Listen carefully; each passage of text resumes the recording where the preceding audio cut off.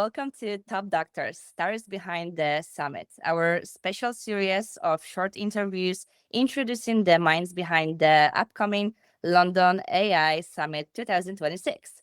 I'm your host, Anna, and today we're kicking off with some truly remarkable Dr. Kiana Saag, founder of the Global Summit Institute, practicing dentist, entrepreneur, and global educator, known from the leadership in advancing dentistry through innovation, business excellence, and community building. Dr. Sai is based in Palm Desert, California, where he leads his practice and operates offices while continuing to connect, educate, and inspire dental professionals around the world. Dr. Sa, welcome to the series. It's an absolute pleasure to have you here, and thank you for making the time. Thank you for having me on the show, Anna. Okay, so the London Summit is coming. That's going to be June 2026. We're collecting the speakers. The list is going to be released soon. Maybe let's start with the interview, and let's start at the beginning. Can you tell us, Doctor, a bit about your journey and what inspired you to pursue your path in dentistry and entrepreneurship? In dental school, it was all dentistry, but when I got out, I developed a keen interest in the business side of things because they didn't train us much. And one thing led to another, and I started with the Extraction Academy, an educational event. And from there, I picked up more business concepts, went back and did an MBA and got out and started various ventures. And it's exciting. We can do 30, 40, 50 MODs and you get really good at it. At some point, it gets boring and life calls you to take on different tasks. So that's what I did. That requires some guts, first of all, and also some skills. It's like not everyone is born with this sparkle.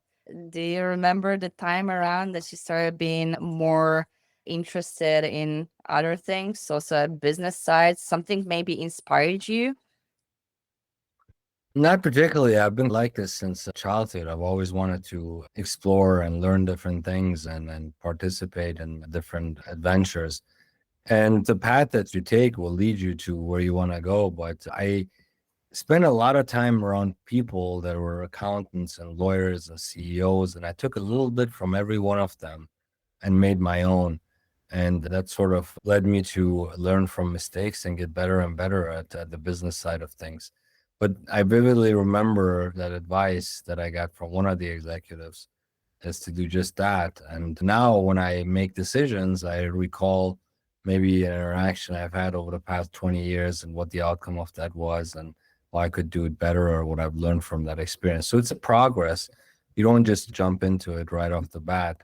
You might have a little bit of an entrepreneurial spirit, but action is always much louder than words ever could be. You need to take action if you want to get into this game and go in it step by Well, step. yeah, absolutely.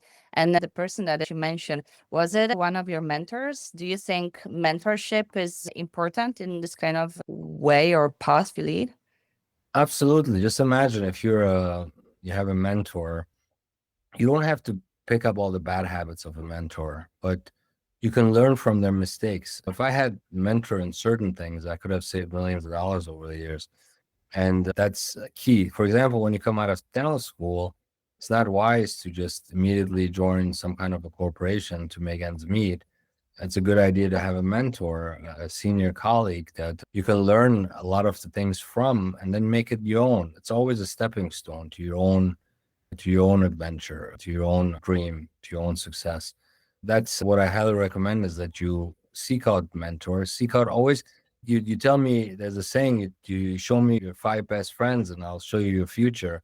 There's a lot of truth to that. Like People it. that you surround yourself with are eventually going to help you get to they will shape and form your mind and your actions and your endeavors in life. So yes, mentorship is extremely important. Oh, totally agree. Thank you for being one of my mentors. Thank you for I- joining our movement. And I have still many mentors that I look up to that I still pick up the phone and explore their take on a given topic. So it's very important to have that kind of mentorship and yeah, I think collaborate.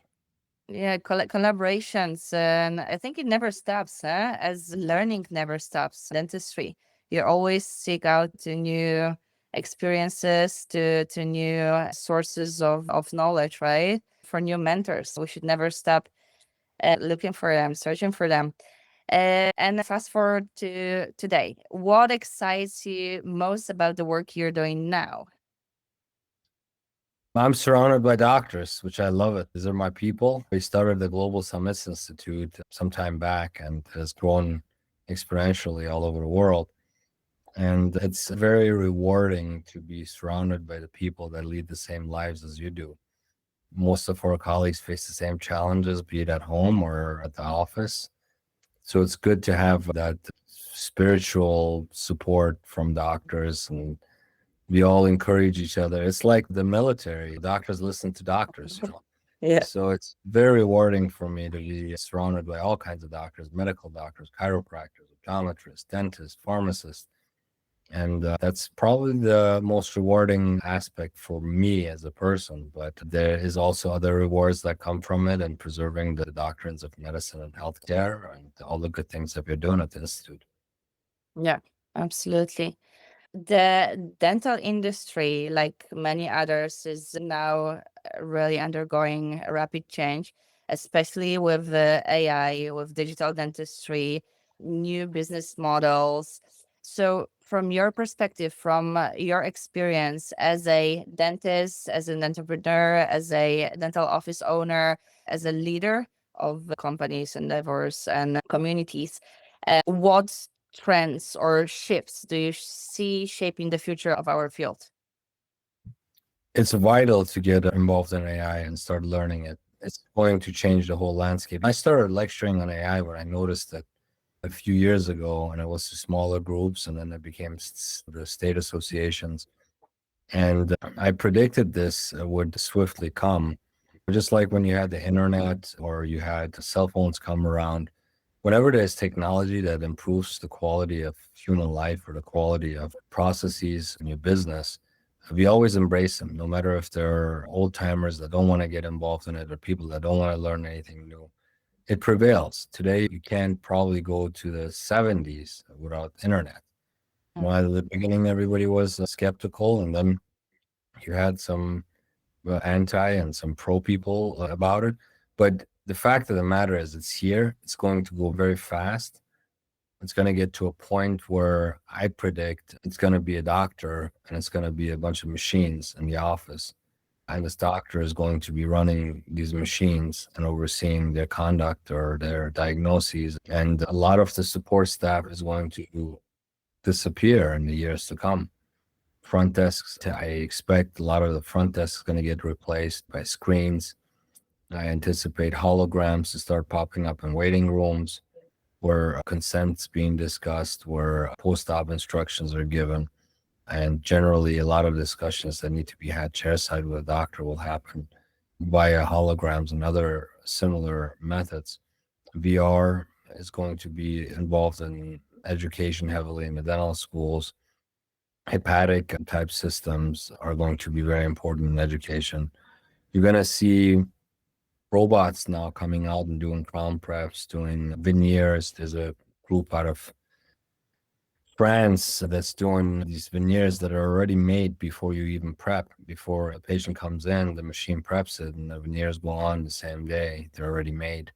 Everything is going upside down flip. And if you're not on that boat, you're going to be in very big trouble come about 5 years from now.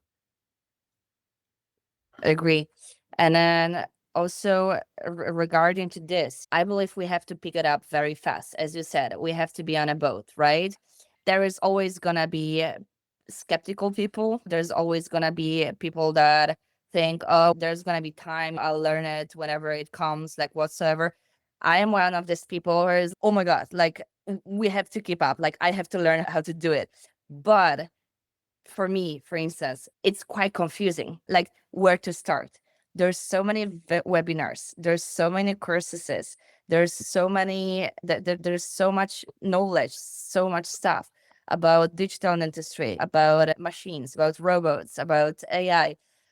Would you be able to tell, or at least give us a hint where to start for, let's say, a regular dentist or someone who just starts his very own first practice, how not to get confused, where to start, and how not to overpay for things or courses or that we're not gonna use or not really ready to use.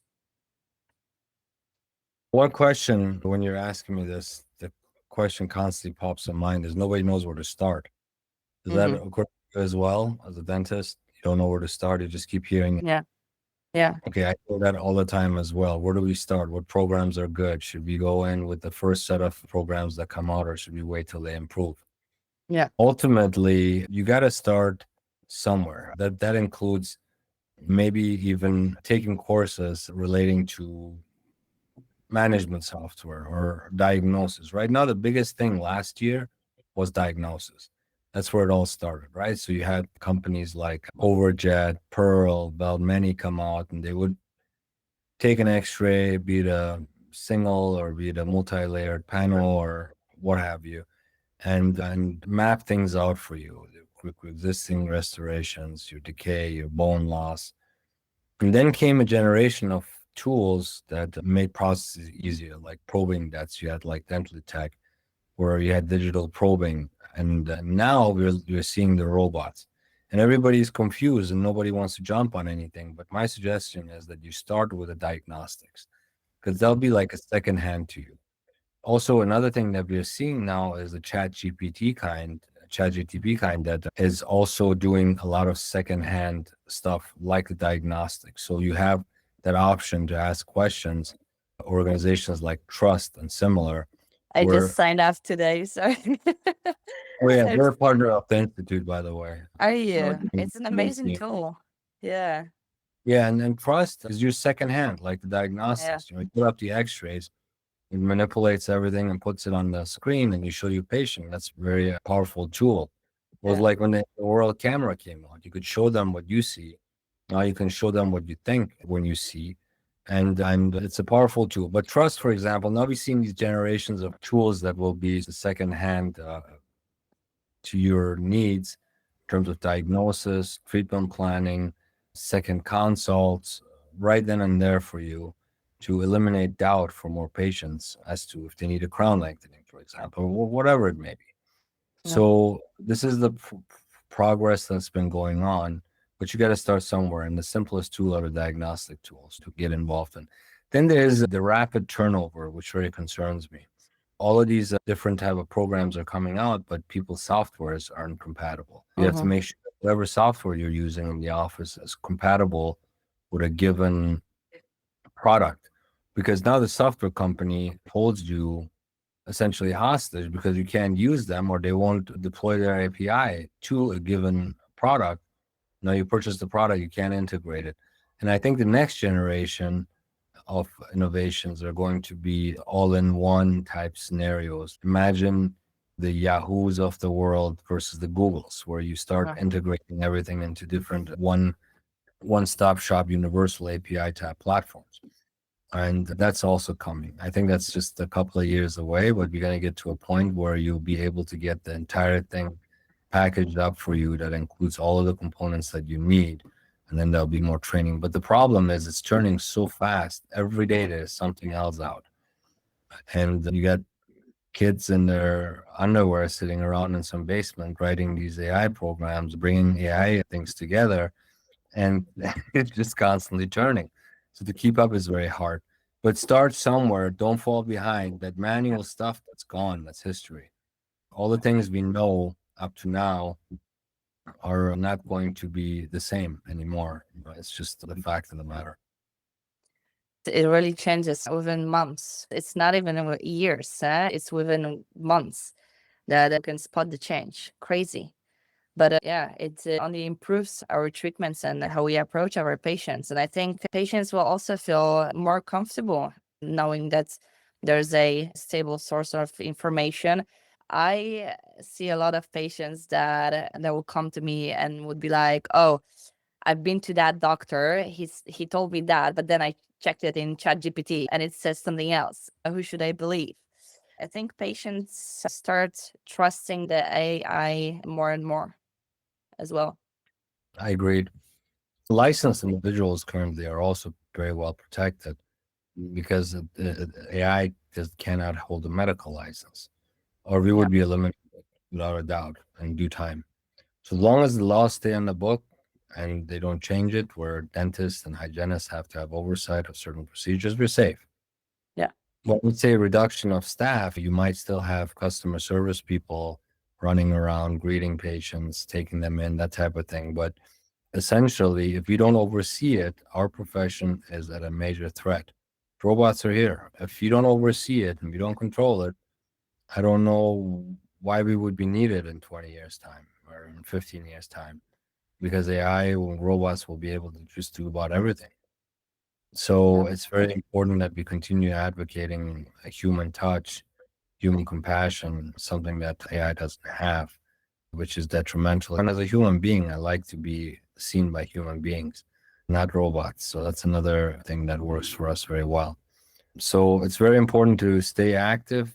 If people see something that's unethical or is against our common mission, to root it out and continue using it as a tool that benefits us in every way.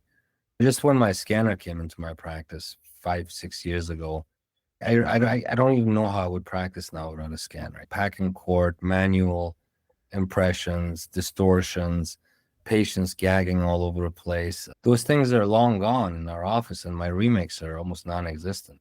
Why would somebody not want to brace something like that versus sometimes remaking the crown 4 or 5 times because the patient doesn't like the shape?